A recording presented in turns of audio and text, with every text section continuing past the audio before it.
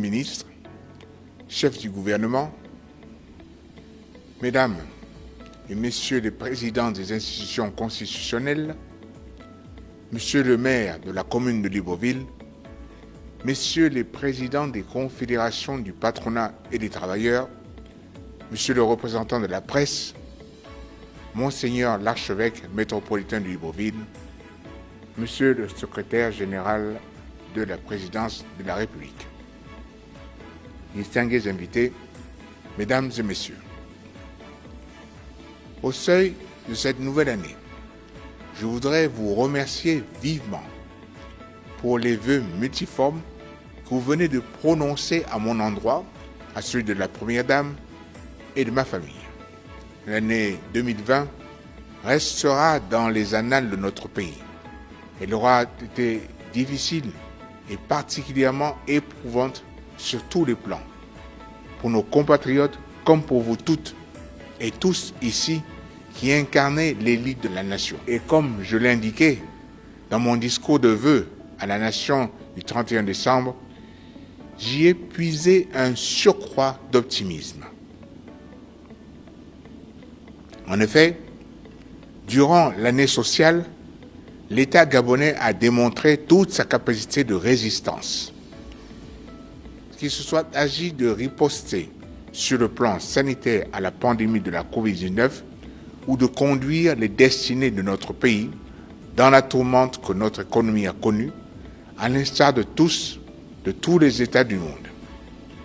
Si l'État, notre État, a su faire preuve de résistance, la nation, elle, a su faire preuve de résilience.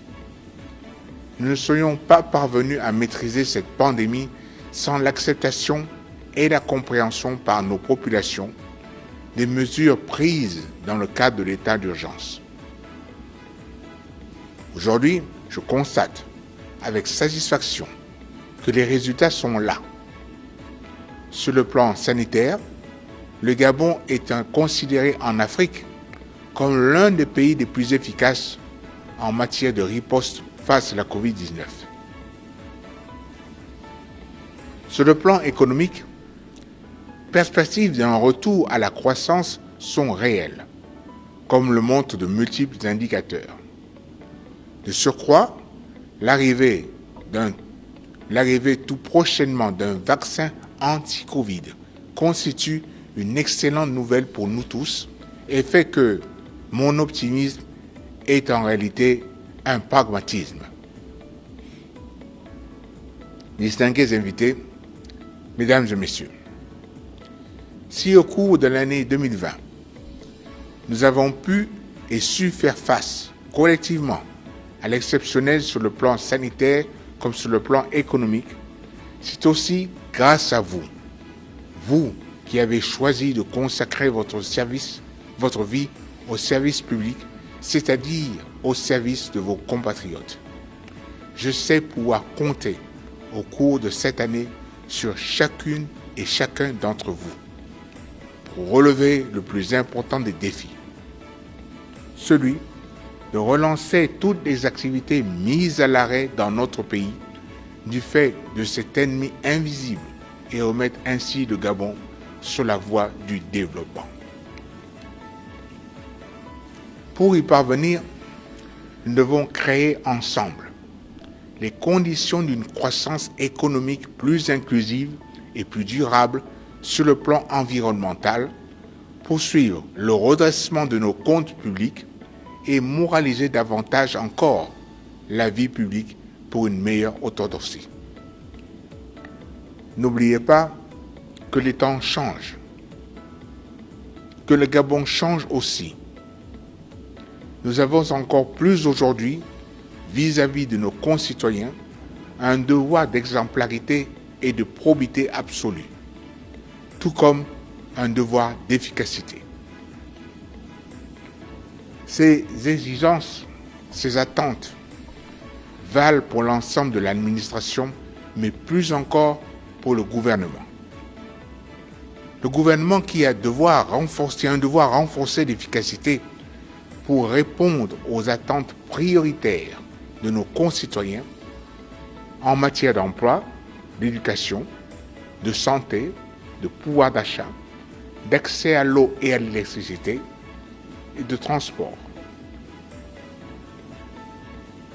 Le gouvernement, qui a un devoir d'exemplarité et de probité, dont les membres devront rendre compte régulièrement de leur action devant nos concitoyens. C'est le sens de l'annonce que j'ai faite dans mon discours des vœux du 31 décembre. Mesdames et messieurs, notre État n'est pas simplement fort de son gouvernement et de son administration. Il est également fort de ses institutions. Des institutions qui ont démontré toute leur solidité pour nous permettre de traverser les épreuves difficiles que nous avons subies. Pour être fortes, nos institutions doivent résolument être consolidées en permanence. C'est d'ailleurs la condition sine qua non de leur stabilité. Car le contexte change et il nous faut savoir nous adapter. Et pour prendre une métaphore, si le toit que l'on pensait étanche est ébréché, alors il faut rapidement le réparer. C'est tout le sens des ajustements constitutionnels que vient d'adopter le Parlement réuni en Congrès à une très forte majorité, signe d'un large consensus qui se dégage sur ces questions. Nos institutions en sortent bien évidemment renforcées, notre vie démocratique revigorée. Préciser les conditions de la vacance du pouvoir en fixant des règles claires et sûres, c'est permettre à notre pays de parer à toute éventualité dans les meilleures conditions. Ne pas le faire aurait été irresponsable, car gouverner, c'est prévoir. De même, préciser le statut pénal du chef de l'État, ce n'est pas lui garantir une impunité, c'est au contraire clarifier les conditions dans lesquelles celui-ci doit, le cas échéant, répondre de ses actes en toute transparence. Il s'agit, là aussi, d'une salutaire avancée. Enfin, nommer certains sénateurs, c'est offrir au Sénat et par extension au Parlement la possibilité d'un surcroît de compétences et d'expérience dans des domaines sur lesquels le pouvoir législatif est appelé à se prononcer. Je terminerai en soulignant que ces précisions utiles et nécessaires pour notre pays ne sont pas des inventions. Elles existent d'ailleurs dans le monde, en particulier dans les plus grandes démocraties. Distingués invités, mesdames et messieurs, vous m'avez adressé vos bons vœux pour la nouvelle année. À mon tour de vous présenter les miens. Je souhaite personnellement à chacune et à chacun une bonne et heureuse année 2021. Que celle-ci vous apporte le meilleur, à vous et à votre famille.